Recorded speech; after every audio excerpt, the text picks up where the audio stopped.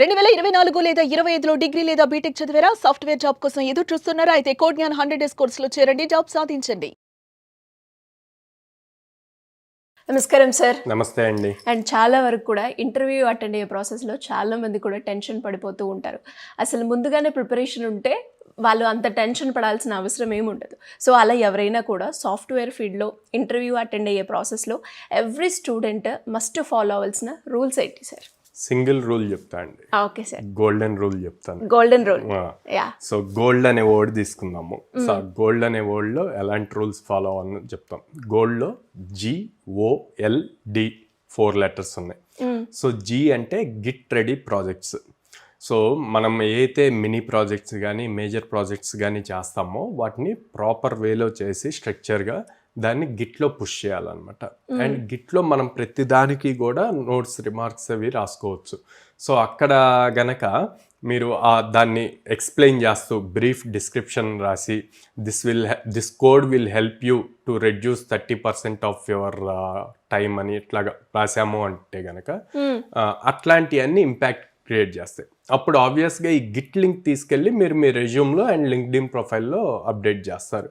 అది ఎప్పుడైతే ఇంటర్వ్యూర్ దగ్గరికి వెళ్తుందో ఒక ఇంప్రెషన్ క్రియేట్ చేస్తుంది. ఆ లింక్ చూసి లింక్ ఓపెన్ చేసి చూస్తారు కాబట్టి అసలు ఏముంది అన్నది చెప్తారు. ఆర్ వాళ్ళు ఓపెన్ చేసి చూడకపోయినా మీరు ఇంటర్వ్యూకి వెళ్ళినప్పుడు ఈ లింక్ మెన్షన్ చేశారు, ఏముంటుంది ఈ లింక్లో అని అడుగుతారు మేము. అప్పుడు మీకు ఛాన్స్ వస్తుంది ఎక్స్ప్లెయిన్ చేయడానికి.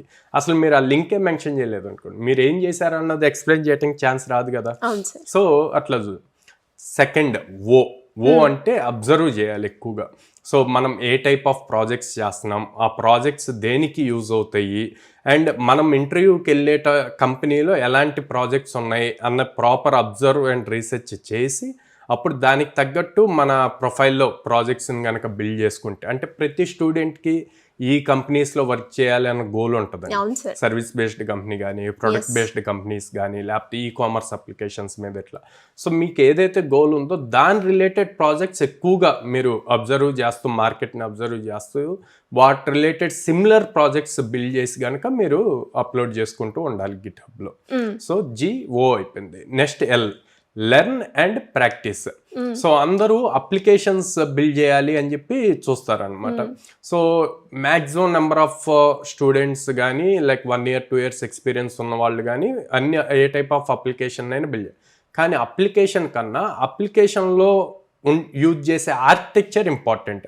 ఆర్కిటెక్చర్ మీకు క్లియర్గా అర్థం అవ్వాలి and A type of algorithms రాయాలి అన్నది తెలియాలి అంటే కనుక మీరు డేటా స్ట్రక్చర్స్ అండ్ అల్గరిథమ్స్లో చాలా ట్రీస్ మ్యాప్స్ ఇట్లాంటివన్నీ ఉంటాయండి. స్టార్ అల్గరిథమ్స్ ఇవన్నీ వాటి మీద ఎక్కువ నాలెడ్జ్ ఉండాలి. ఆ నాలెడ్జ్ రావాలి అంటే కనుక మీరు అవి నేర్చుకుంటూ ఎక్కువ ప్రాక్టీస్ చేస్తూ ఉండాలన్నమాట.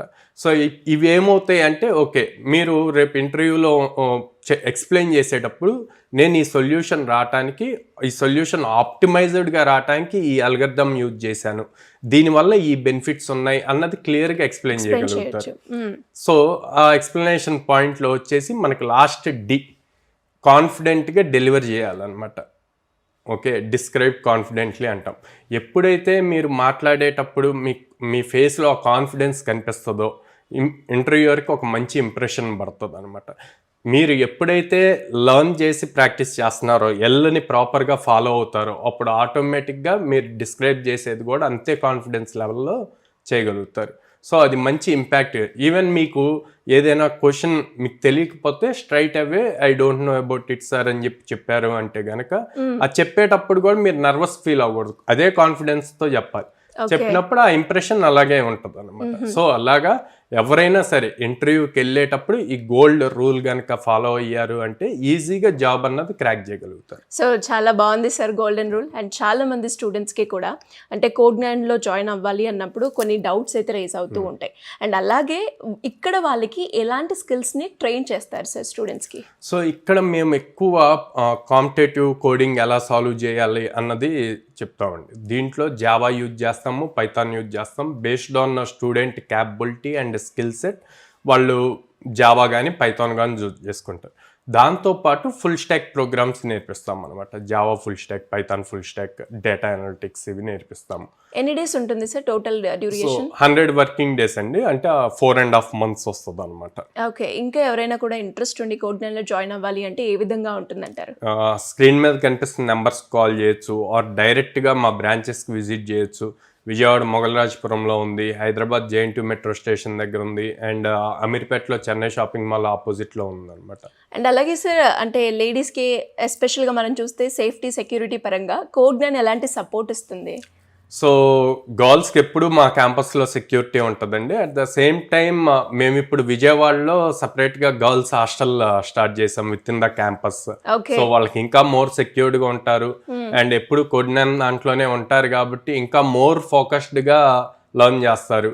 అండ్ నాట్ ఓన్లీ జాబ్ ఒక్కటే కాదు, హెల్త్ పరంగా అన్నీ ఉండాలని చెప్పి దాంట్లో మళ్ళీ యోగా ప్రోగ్రామ్స్ ఇట్లాంటివి కూడా ఉన్నాయి అన్నమాట. Great sir. అంటే అంటే హెల్త్, దాంతో పాటు స్టడీస్ ఇవన్నీ కూడా కోడ్నైన్లో అయితే ఉన్నాయి అంటారు. Anyway sir, great sir, thank you so much. Thank you అండి.